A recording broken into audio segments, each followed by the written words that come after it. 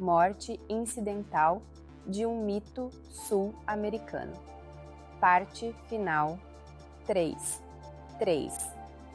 Conforme determinação expressa de Sua Excelência, ao chegar no Palácio Presidencial, segunda-feira às 6 da manhã para mais uma semana de trabalho, constatou que as despesas de custeio referentes aos anos passado e retrasado e do ano corrente de modo parcial já se estavam consolidadas na forma de relatório em cima de sua mesa.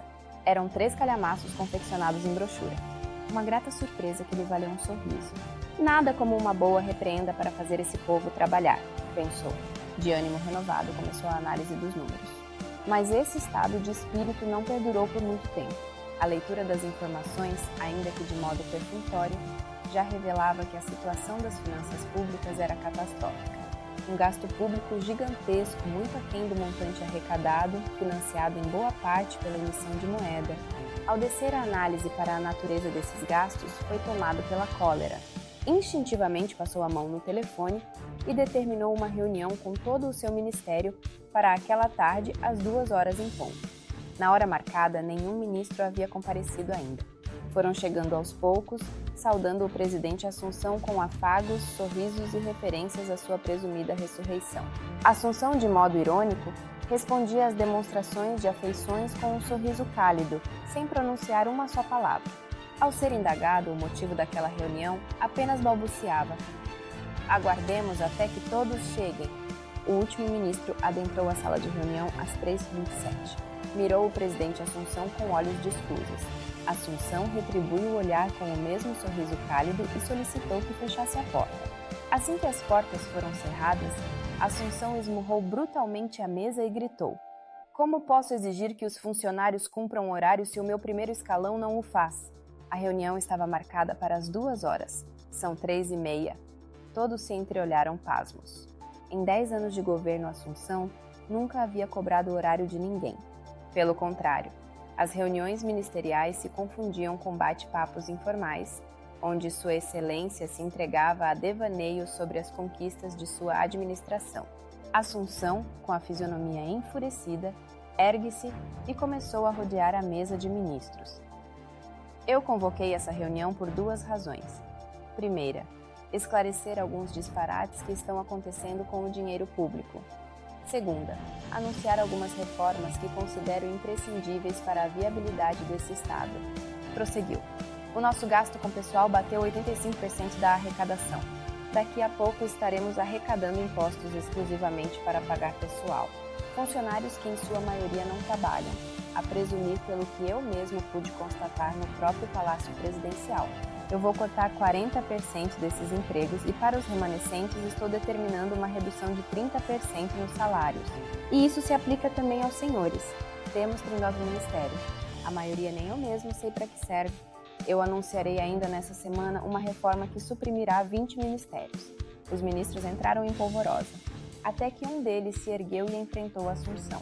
O senhor não pode fazer isso. Com absoluta calma, Assunção retrucou. Por que não? Sou o mandatário supremo, responsável pela condução do Poder Executivo.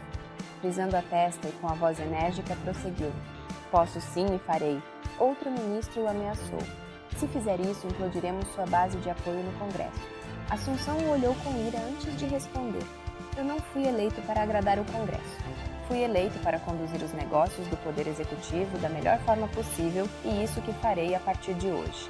Para a fluidez dos trabalhos, peço que guardem esses ataques de cólera para o final, porque eu nem comecei. Antes de prosseguir, olhou para os ministros das 3 armas. Estou cancelando nossos contratos de aquisição de tanques e blindados de assalto com a Federação Russa, assim como a promessa de compra de caças Rafale com a Força Aérea Francesa, e, se possível, devolveremos aqueles blindados que já chegaram. E a reforma das corvetas em estaleiros brasileiros ao custo em que está, podem esquecer. O ministro da Marinha e da Aeronáutica saltaram de suas cadeiras e esbravejaram. O ministro do Exército, mais contido, mas não menos ameaçador, argumentou. Excelência, devo reconhecer que na condição de chefe supremo das Forças Armadas o senhor tem competência para tanto, mas como chefe do Estado-Maior eu sou obrigado a alertá-lo sobre a irresponsabilidade de sua atitude, porque vivemos em franca corrida armamentista com os nossos vizinhos. Então eu vou lembrá-lo que nós mesmos iniciamos essa pseudo-corrida armamentista justamente pelo anúncio dessas compras despropositadas e que, na minha opinião, não passam de brinquedinhos muito caros para os senhores da guerra se divertirem. Caberá à diplomacia restabelecer o bom convívio com os países fronteiriços, que não entramos em guerra desde o século XIX. É esse estado de paz que quero perpetrar. Faz bem a todos, inclusive para as nossas finanças públicas. Diante da expressão enervada do ministro do Exército, ainda ironizou: se porventura vir a ganhar o Prêmio Nobel da Paz, divido o dinheiro com os senhores. E ainda arrematou: como sabem, a Constituição assegura a estabilidade dos militares. Então, para equalizar os gastos públicos, eu estou congelando o salário de todos por 2 anos. Nesse instante, os ministros começaram a esbravejar. Valendo-se de sua autoridade, Assunção disse em tom modular: mais um pio e mando prender qualquer um por insubordinação. Todos se calaram. Assunção aumentou o tom de voz para calar o murmurinho que se instaurou na mesa. Para modernizar as relações capital-trabalho, estou enviando ao Congresso uma reformulação ampla da legislação trabalhista, de modo a permitir um processo de contratação e demissão mais ágil. Estou desonerando a folha de pagamento em 50%, abolindo também todas as taxas sindicais incidentes, além da filiação compulsória a um sindicato. O vice-presidente Juarez Suazo, presente à reunião, começou a chutar a mesa. O que é isso? Quer matar os sindicatos? Tudo que nos fizemos nos últimos 30 anos, com absoluta calma, Assunção respondeu. O que quero é que o trabalhador tenha liberdade de escolha. Filie-se ao sindicato que quiser e se quiser, e que a contribuição sindical seja discutida em assembleia e não imposta pela lei, para que o sindicalista venha trabalhar de fato em benefício de seu filiado e não fique sentado em sua poltrona, fumando charuto e vendo apenas o dinheiro do imposto sindical entrar sem fazer nada. Após ouvir aquilo, Juarez Suazo deixou a sala de reuniões. Próxima pasta, a saúde.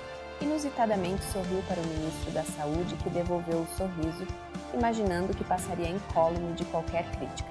Para mim, a área mais sensível de um país é a saúde porque mostra o real cuidado que o governante tem com o povo. Vejo que a área da saúde consome uma parte substancial do orçamento e fico satisfeito. Assunção abriu ainda mais o sorriso para o ministro da Saúde, que chegou a se vangloriar com uma risada. O presidente então franziu a testa e fechou a expressão para esbravejar.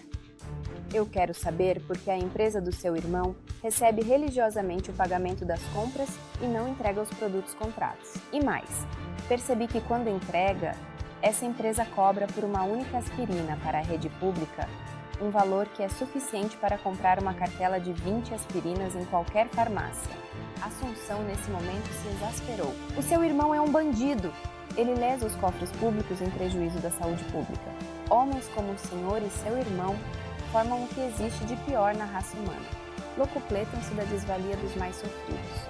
A sua sorte é que vivemos em um país de tradição católica que não aceita a pena de morte, porque é o que o senhor e o seu irmão mereciam. Vou representá-los eu mesmo à Procuradoria-Geral por corrupção e peculato. Fora daqui, seu estrume! Gritou Assunção. O ministro da Saúde deixou a sala de reunião em meio às lágrimas. Recuperando a compostura, Assunção retomou a reunião.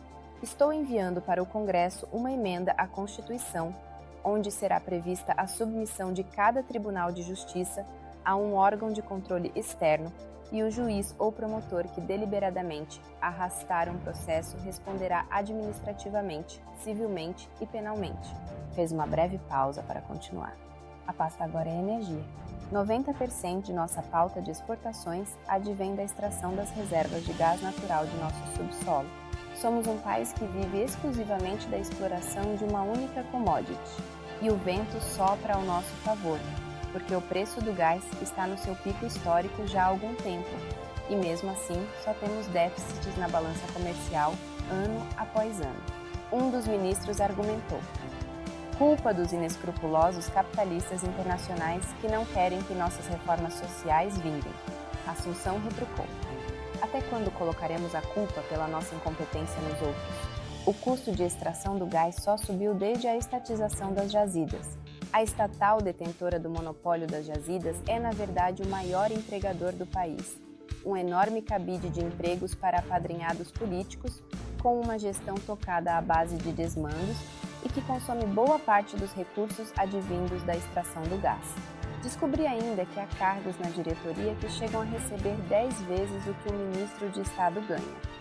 Por isso, estou devolvendo a concessão das jazidas a empresas norte-americanas nos mesmos moldes do contrato de concessão firmado no governo anterior, para que possamos retomar a produtividade e dissolvendo a estatal do gás. Um dos ministros retrucou: para que nosso povo seja espoliado novamente. Para que esse país tenha acesso a duas coisas fundamentais para o dinamismo econômico gerador de emprego: capital e tecnologia. Quero esse país de novo na rota dos investimentos internacionais. Se for necessário, eu mesmo beijarei o chão de cada capitalista inescrupuloso que decidir arriscar seu dinheiro conosco. Não concebo gesto maior de confiança. O murmúrio entre os ministros retomou. Assunção prosseguiu. Próxima pasta: Previdência e Assistência. Juntas são as maiores rúbricas de dispêndios públicos. Um ano desse dispêndio equivaleria ao dinheiro que necessitamos para reformar e ampliar nossa infraestrutura, inclusos nisso portos, aeroportos e as principais estradas. Sabemos do brutal abismo entre aposentadorias públicas e privadas. Por isso, estou enviando ao Congresso uma emenda à Constituição que iguala as aposentadorias públicas e privadas, e todas as duas serão reduzidas ao valor do salário mínimo. Aposentado que quiser ganhar mais que o salário mínimo terá que poupar ao longo da vida. A medida, além de sanear as contas da Previdência, incrementará a taxa de poupança tão baixa em nosso país. Além disso, estou acabando com o salário cidadania. A função do Estado é a de fomentar a geração de empregos, não dar esmolas para vagabundos. O murmúrio se alternou para falatório e do falatório surgiu o bate-boca. Um dos ministros o enfrentou. O senhor perdeu completamente o juízo desde que voltou da morte. O que está propondo é uma insanidade. Isso representará a volta à miserabilidade para milhões. Com que propósito está fazendo isso? Assunção se inflamou como nunca, para tornar esse Estado viável, para que o povo aprenda a andar com as próprias pernas. É duro, mas é necessário. Nos últimos 10 anos, não fizemos nada além do que trocar votos por um programa de renda mínima. O governo literalmente compra votos, a mesma prática espúria que condenamos tanto quando esse país era controlado pelas oligarquias. Devemos educar o povo, prepará-lo para o mercado de trabalho, formar cidadãos produtivos. E isso nos remete à última e derradeira pasta: educação. Retomou seu lugar na cabeceira da mesa para ser visto por todos.